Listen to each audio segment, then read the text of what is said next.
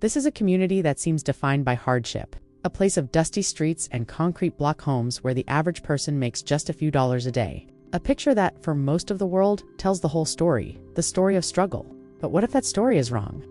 What if the most powerful story here isn't about what people lack, but about what they create? From a distance, it just doesn't add up. It feels like a paradox. It feels like a contradiction. You see, men who might struggle to afford their next meal will spend thousands of dollars on a single immaculate suit. But that's not a contradiction. It's an explanation. This is the story of the Sapeurs of Brazzaville. And this is Séverin, a man whose life expressed through fabric and thread unlocks everything. His story will redefine what it means to be a rebel, an artist, and a gentleman in the heart of the Congo. It's a story of how a simple suit became a suit of armor for the soul. On the surface in Brazzaville, the capital of the Republic of the Congo, life in this city is raw and unfiltered. The energy is electric. The streets are this chaotic symphony of vendors, roaring motorbikes, and the constant hum of a city just trying to get by. Here, in neighborhoods like Bakongo, you see resourcefulness everywhere you look. It's born from necessity. Homes are packed tightly together. Life spills out onto unpaved roads, and the signs of economic struggle are impossible to ignore. The challenges here are real. They're profound. But when you start to look closer, you see things that don't quite fit that simple narrative of poverty. You see a flash of brilliant color against the brown dust, a perfectly polished shoe stepping through a puddle. You see a defiance in the way a man carries himself that seems to completely transcend his surroundings. This is the world of LASEP. It is an acronym for the In English, this means the Society of Ambience Makers and Elegant People. And the one question that brought us here, the one question that just hangs in the air, is why? In a place where every single franc counts, why pour so much into something the world might call frivolous? The answer, we're learning, has nothing to do with fashion. It's a philosophy. It's a living history lesson walking right down the street. And to get it, you have to meet a true believer. You have to meet Finding a sapeur isn't actually that hard. In their communities, they're celebrities. Our guide into this world is Séverin. We don't meet him on some fancy runway. We meet him outside his modest family home. He isn't flamboyant or loud. He's soft-spoken and he has this calm, almost regal presence. By day, he's a carpenter, a tough, practical job that feels a universe away from the vibrant icon he's known as. His home is like a lot of others here. It's a humble, concrete building he shares with his extended family. Kids' sandals are scattered by the door. The living space is simple and functional. There's a quiet dignity to it. He invites us in, and the contrast gets even sharper when he shows us his sanctuary, his wardrobe. He opens a simple closet, and it's like a treasure chest of color and identity. A bright pink suit jacket hangs next to a crisp, turquoise three-piece. There are rows of gleaming leather shoes, collections of silk ties, hats for every possible occasion. Every single item is pristine, cared for with a reverence that feels almost religious. He tells us that some of these pieces cost more than he makes in 6 months, that he saves for years just to buy a single pair of shoes.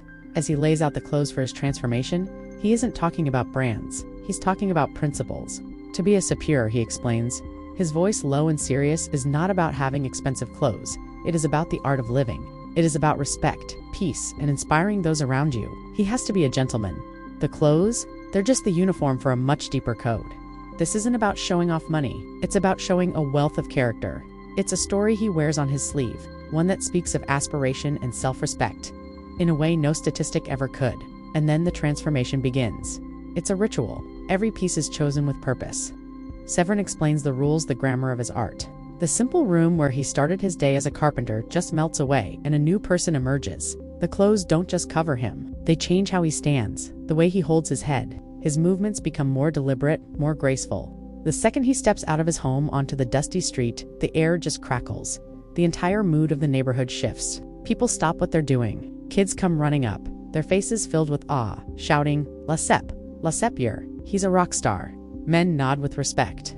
Women smile. He has brought a moment of theater, of beauty, of pure joy into an otherwise ordinary afternoon. As we walk, he performs. It's a slow, theatrical stroll. He'll pause, tap his cane dramatically, then turn with a flourish to show off the cut of his trousers. This isn't arrogance, it's a performance for his community. It's a gift that says, look at us, we are more than our circumstances. We are elegant. We are here, proving that while your world shapes you, it doesn't have to define you. Our walk ends at a small open-air bar, a popular gathering spot. As Séverin sips his drink, the performance softens, and the philosopher returns. This is where we finally get to the heart of it all, the why. I ask him where this really came from, what it all means. You have to understand, he says, leaning in.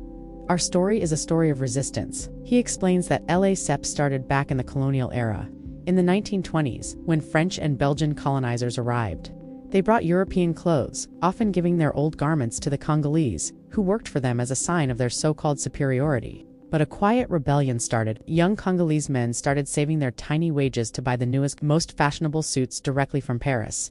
It was an incredible act of defiance. They were taking the colonizers' own symbol of power and sophistication and just mastering it, making it their own.